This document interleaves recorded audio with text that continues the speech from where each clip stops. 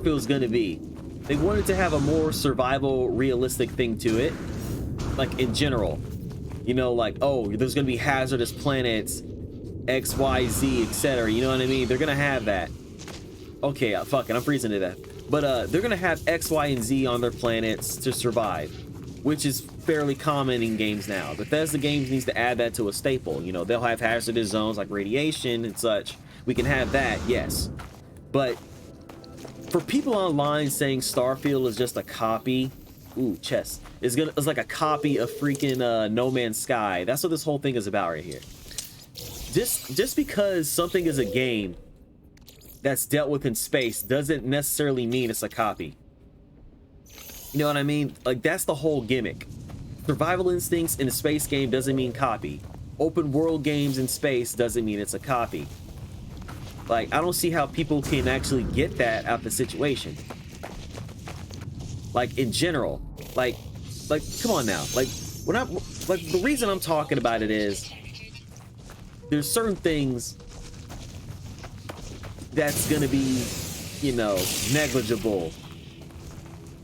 Like, you'll see bad fauna, flora, stuff not in the game. But then again, it's kind of like to the point where I understand that certain gimmicks in the game doesn't work right. They either have their jank, per se, how people say their jank. The Bethesda jank. Like, that's, it's like, okay, it has, for me, it has a charm. I've been playing Bethesda games forever, you know what I mean? Like, this is just a random one-off video. We're just talking. Like, okay, but for me, being as a copy of freaking No Man's Sky that's a bit too soon, because there's not enough detail for Starfield to even go around. You know what I mean?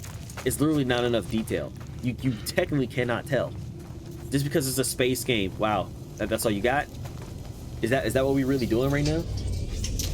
Just a thought, man. Okay, you can build stuff, fine.